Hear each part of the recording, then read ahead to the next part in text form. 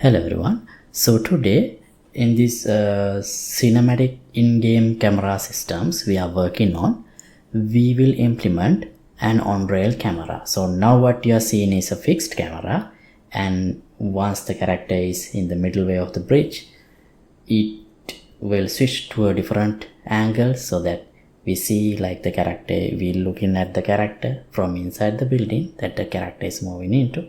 And after that we have this another fixed camera, but here you see the camera is focusing on the player, so we don't lose track of camera. We need some cameras in some situation, we need such cameras because otherwise it will not work based on the location. And after this point we have another special camera which follows the player with the distance. But the special the difference is here, if I press S, now the camera is moving back and still maintain the distance. So here like this, and after that you can see the character is moving and camera is slowly following. So here we have defined a set path for the camera to take depending on the location of the player.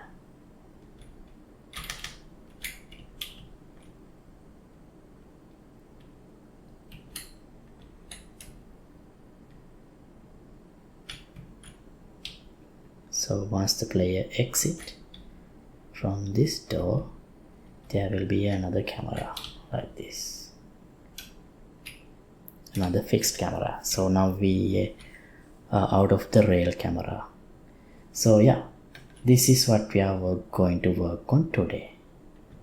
You may have seen the camera systems like this in games like God of War.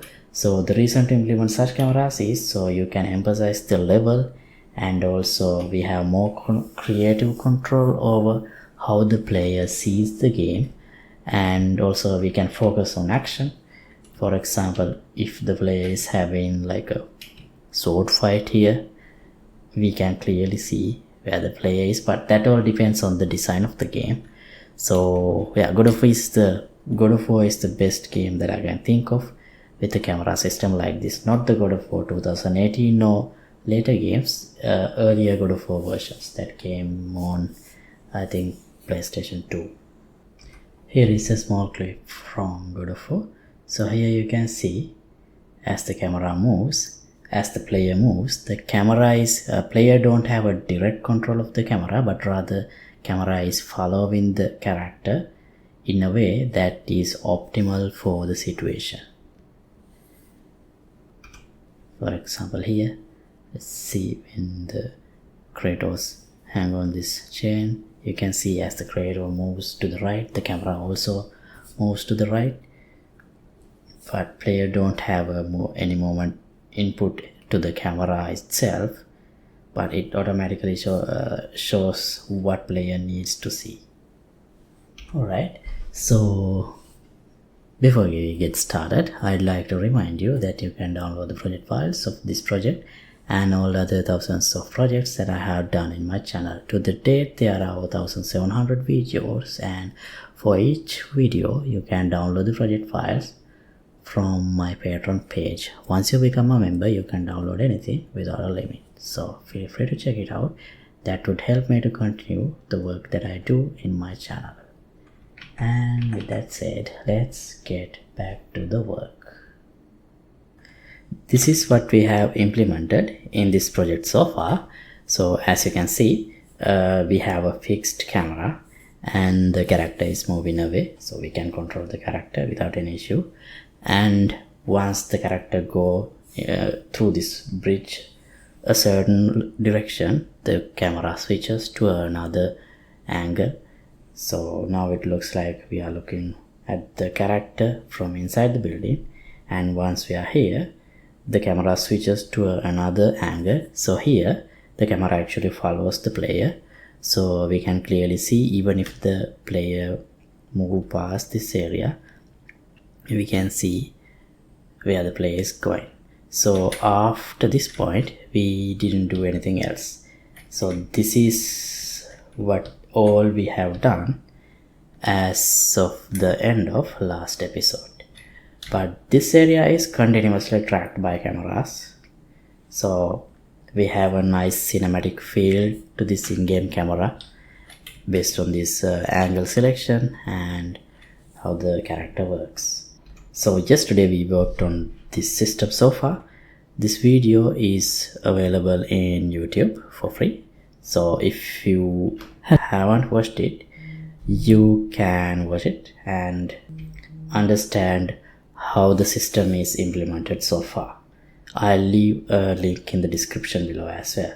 So to implement this constraint follow camera or the rail camera system for this part, this is the kind of plan I have. So here, if I slow down the camera, as the character enters through here, the camera angle would be something like this, and we need to go to an angle like this. And as the player moves forward, the character should start slowly following the player and maintain the distance, of course. And if the player is start to move back, the camera should start to moving back like this. And at this point, if player exit through this door, we should be switched to this camera that we already have here. So to implement this, I'll create a child blueprint from the CLM camera, and I'll name it CLM on rail camera. Right, now you might have already guessed it. First thing we need is a spline, because we need to define the path that this camera should be moving on while looking at the player. Okay, now here we have the camera. Now let me just drop it into the level and have it like this. This angle looks good. You can see the preview here. And then let me convert this to a linear spline point and drag it here through this door.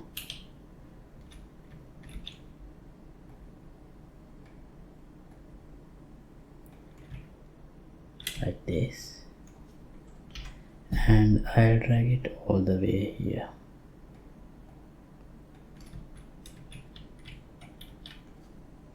Now to make things easier for me to test, let me go back here and remove. This is starting point from here, and select this camera, and I'll make it the default camera. And the first one, I'll remove the default camera. Then if I start playing from here, you see this camera in the hole is already activated. Right. Now the next step is figuring out how to make this camera move along this spline. So this does not have to be a straight line. It can be a curved line too, but for this situation a straight line is good enough, so that's why I used a straight line. So first I'll move this trigger, start trigger of the camera, to a place like this.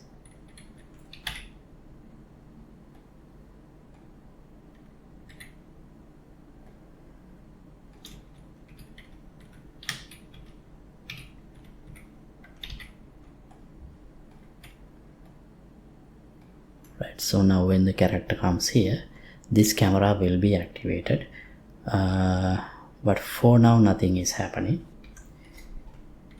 here I'll enable for this camera also. I'll enable focus on player.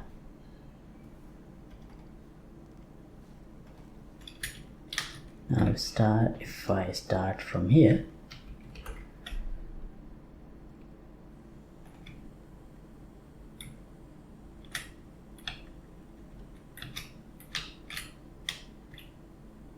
see, the character moves over there, but now we are not following, just keep looking at. So if the character moves over here, we don't see the character anymore. So we need to move the camera now along this spline while looking at the player.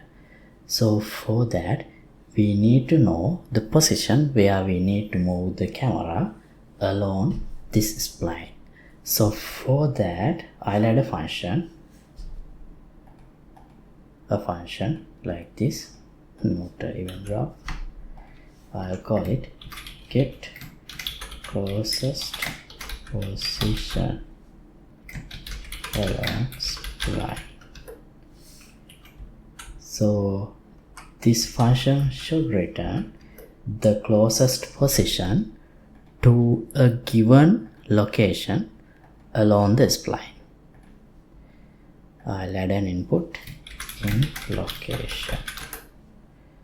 Now to calculate the closest position, first let's get the spline, and from the spline we can get spline length using this function. And let's have another local variable from the type float. I'll call it check length. So this would be the length that we will be checking for the closest point to this given location. So get the check length, and first condition we need to check is if check length is less than the total length of the spline. If this condition is false, that means we have already reached the end of the spline. So here let's have a branch. If this condition is true, we can do further checking. Now using this check length, we can get location at distance along the spline. So the distance along the spline is this check length. I'll switch to word location because this given location is also I'm planning to give it in word space. And then we can check distance between this location on the spline and the in location.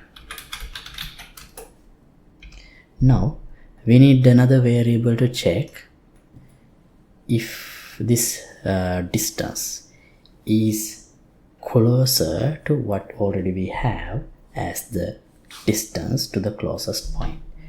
This doesn't make sense in the beginning, but when we iterate through this part, it will make sense. So I'll add another local variable. I'll call it closest distance, and I'll add a very big value here, something like this. So if the current closest distance is larger than this calculated distance for the check length, that means we have a new closest distance. So if this condition is true, we can set the closest distance with this value. And also I'll add another variable, length at closest distance. Now we can set it like this.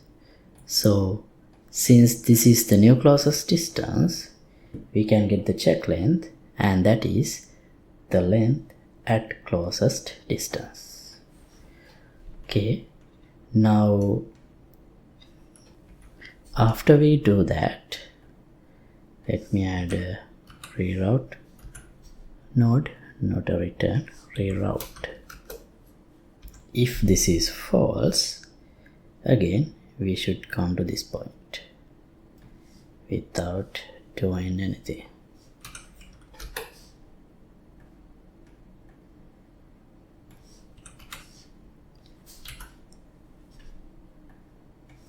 Reroute mode.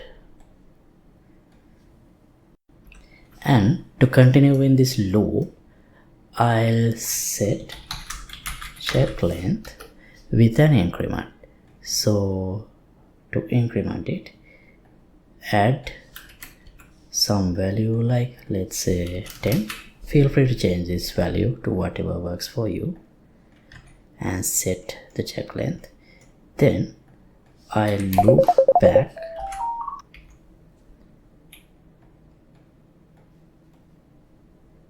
and connect back here, so we can iterate through this part again.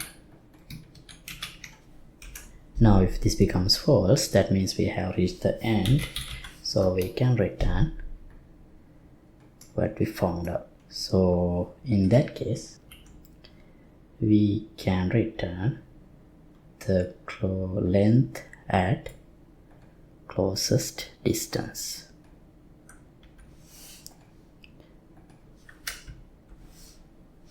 Closest position. Okay, that's much better. Right, now in the event graph, let's add a branch and check is active. We have an active camera. Yeah, this variable. This becomes true when this camera is the active camera. If that is the case, we can get closest position along spline, and as the in position I can get a character, get active location, give it as the input. So this will return the length along the spline, or the distance along the spline which is closest to the character location. But I do not want to have the camera right above the player's head, so then we will be directly looking down. We need to avoid that. So therefore I subtract maybe 1000 units. But if I do that, let's say we get length at closest position as 0, we might get a negative value, so we don't want that. So I'll get a max. I'll put this result into a max, so if we get a negative value, we will get 0. Then from the spline we can get location at distance along spline. So this is the distance, coordinate space, world. Then let's set world location of the camera using this value, but I don't think directly setting this value may be not smooth. So therefore let's first get world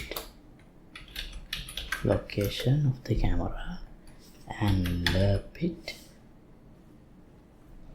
or linear interpolate it with this new position and use it.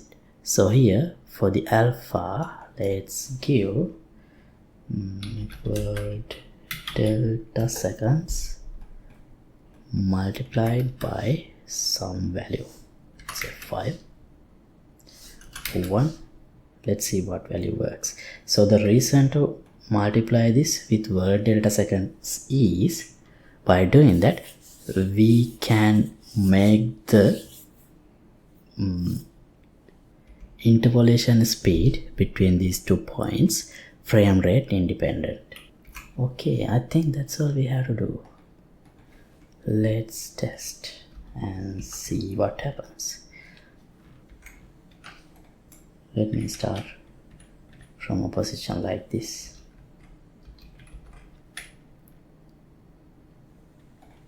Okay.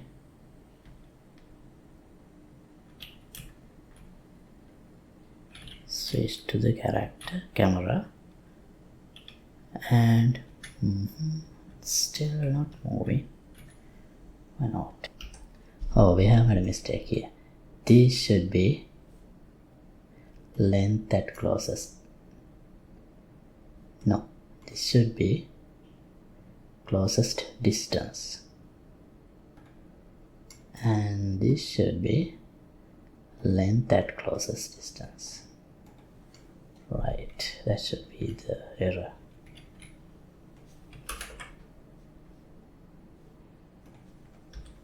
Sorry about that. And let's see now.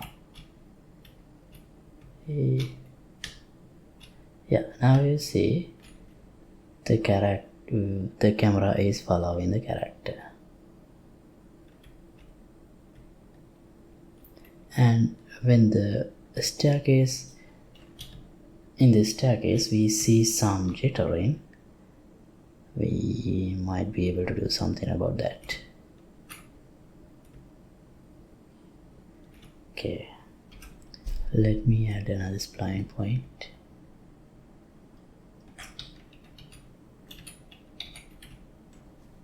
I'll do it off the recording. So after this point, I added the spline like this, and then here there is another glider which activates this camera angle. So that's done. So to make it smoother when the character is climbing on staircases, we might be able to do something like this. Here, when we set the rotation, we can get word rotation and enter to this target rotation and set it so the rotation will not be sudden.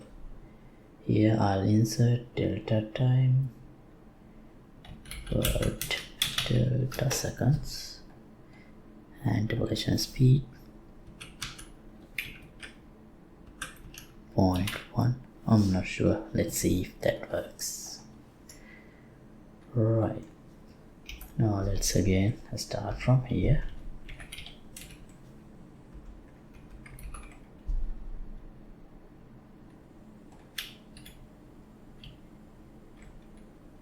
Maybe interpolation speed is too slow, so this one right from here. Yeah, that seems good.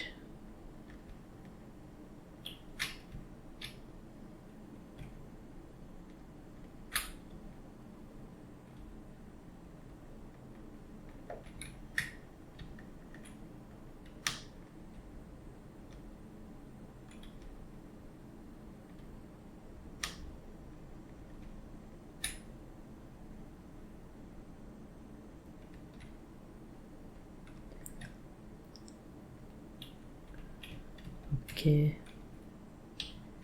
now the character goes like this.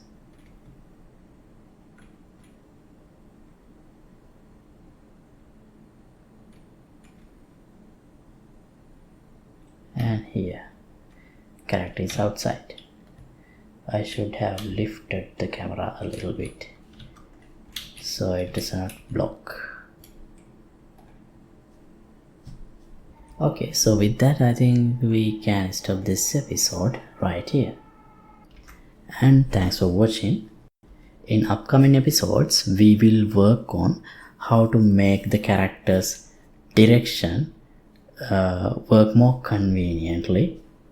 That means here you may have noticed when I press W, it looks like character is going in a direction like this. Instead, let's force the character to go in the direction that is rational for the situation. So in this case, W should means character should go straight along this direction, even though the camera and the character location is slightly different.